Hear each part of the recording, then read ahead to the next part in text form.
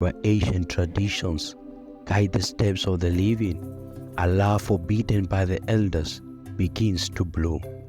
Wanjiru, the beautiful daughter of the powerful Morangas clan, is promised to Njuguna, a man of wealth and influence, yet her heart belongs to another man, that is Kamau, a humble, kind-hearted young man from the neighboring Nyeri's clan.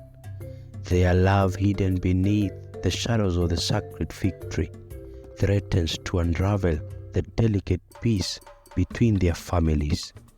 For months, Wanjiru and Kamau met in secret beneath the wide branches of the fig tree. Their love blossomed like a forbidden flower. Wanjiru, dressed in her Kikuyu beads, colorful kianga, felt torn between the expectations of her family and the call of her heart, Kamau.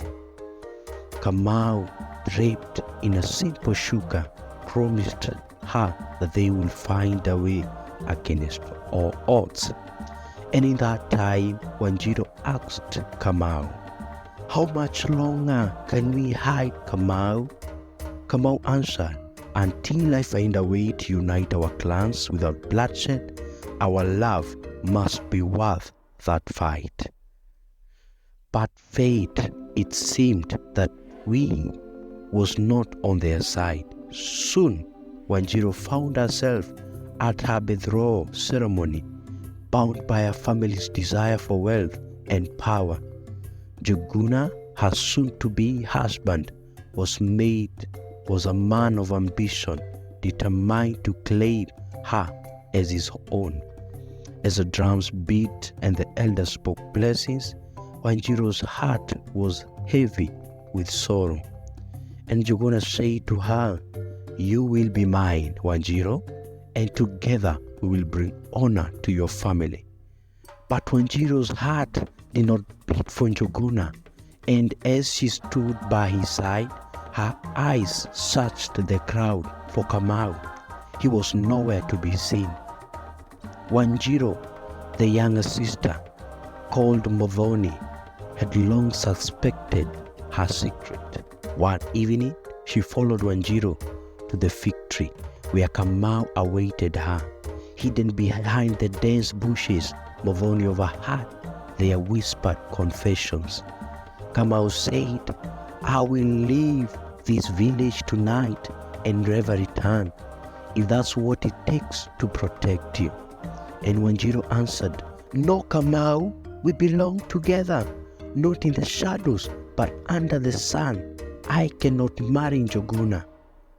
Modhoni's heart ached for her sister, but fear ignored her. Could she betray her family by staying silent, or betray her sister by revealing the truth?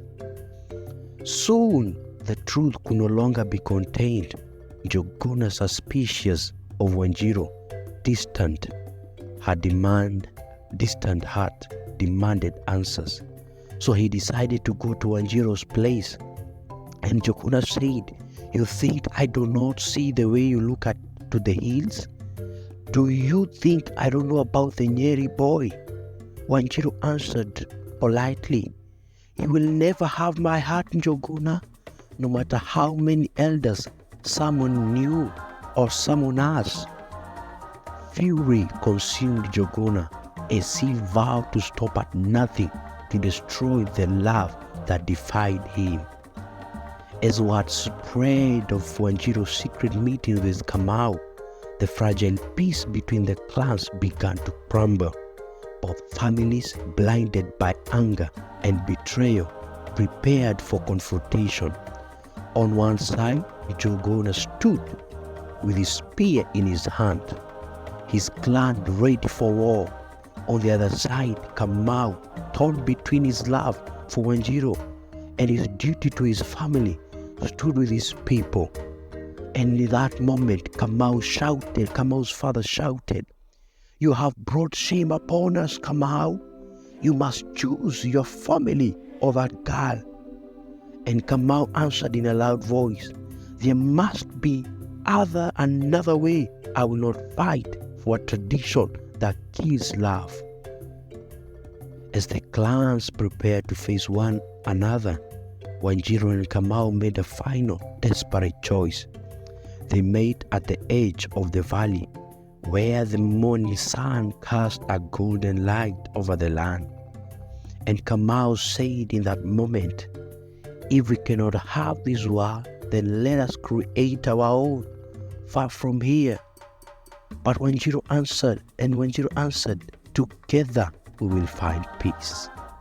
With their hands entwined, they stood at the edge of destiny, ready to walk away from their families, from tradition, and from a world that could never understand them.